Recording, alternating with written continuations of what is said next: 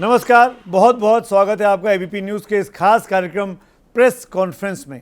आज हमारे साथ जो शख्सियत मौजूद हैं, जो हस्ती मौजूद हैं, वो किसी परिचय की मोहताज नहीं है। भारतीय राजनीति में बहुत ही बड़ा कद है।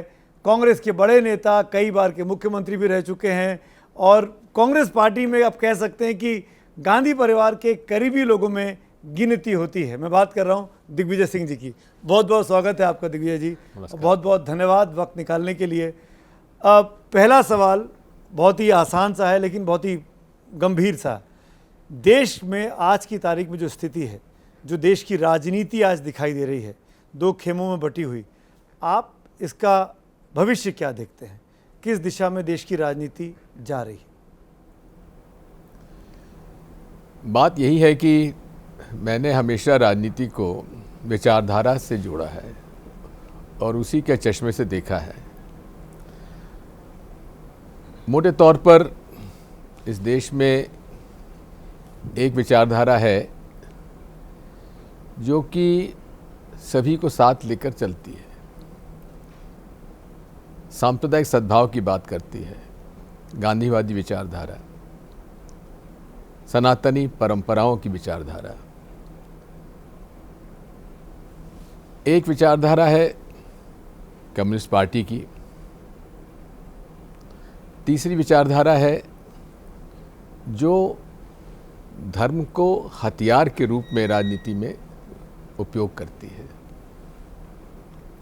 जो कि हमारी आज तक की जो सनातनी परंपराएं हैं उनके बिल्कुल खिलाफ है। अभी तक जो विचारधारा धर्म को एक हथियार के रूप में काम करती रही है, जो कि नफरत फैलाती रही है दूसरे वर्गों के प्रति, वो अब सत्ता में है और उसका असर चारों तरफ दिखने लगा है। इस बात को अगर आप छोड़ दें तो देश की हालात क्या है? मोदी जी के जो महत्वपूर्ण निर्णय हुए, नोटबंदी, जीएसटी, कोविड के समय जो उनके निर्णय, और सभी निर्णयों में आप देखते हैं कि वो निर्णय पहले लेते हैं, सोचते बाद में हैं। आप कोई भी निर्णय उठा के देख लीजिए, क्रांतिकारी निर्णय होते हैं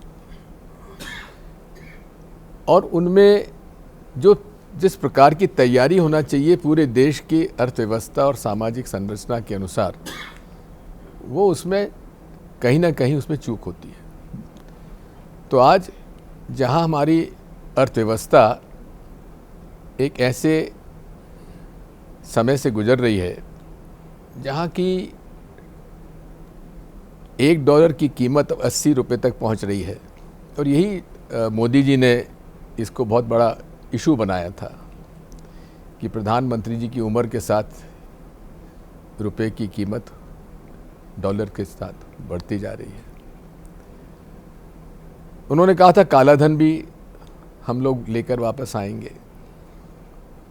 विदेशों में काला धन बहुत जमा है, लेकिन देखते क्या है कि इनके कार्यकाल में स्विस बैंक में, अब स्विस बैंक में कोई ज़रूरी नहीं सारा धन काला ही हो, लेकिन एक भावना बन चुकी थी कि जितना भी स्विस बैंक में पैसा है वो लोगों का काला धन है, मतलब बेईमानी से कमाया हुआ धन है।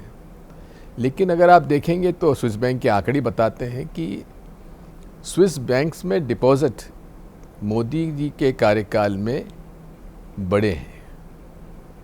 एसआईटी का गठन हुआ था, उस एसआईटी की आज तक रिपोर्ट हमने नहीं देखी। सबसे पहला निर्णय उनका यही हुआ था कि एसआईटी का गठन हुआ था। कहाँ है वो काला धन? पनामा पेपर्स के बारे में भी क्या एक्शन हुआ, आज तक इसकी जानकारी नहीं है। प्रश्न पूछे जाते हैं लेकिन उनका जवाब मिलता नहीं है। कोई ना कोई तरीका निकाल लेते हैं, और प्रधानमंत्री जी से तो प्रश्न पूछना ही असंभव सा है, क्योंकि आज तक उन्होंने, आप हमारी प्रेस कॉन्फ्रेंस तो लेते हैं, उनकी भी एक आध बार लीजिए तो अच्छा रहेगा। कम से कम हमारे मित्रों को अवसर तो मिलेगा कुछ प्रश्न पूछने का। ये हैं शर्मा जी, जो रात का खाना और देश दुनिया की सुर्खियां दोनों लेते हैं सुमित अवस्थी के साथ। अब ये हैं इनके पड़ोसी बनर्जी साहब। मिष्टी दोई खाते खाते पूरा बंगाल जान लेते हैं सुमन दे के साथ। इनकी तरह आप भी देखें अपने फेवरेट न्यूज एंकर को एक ही ऐप पर, और डाउनलोड कीजिए एबीपी लाइव ऐप अपने स्मार्ट टीवी पर।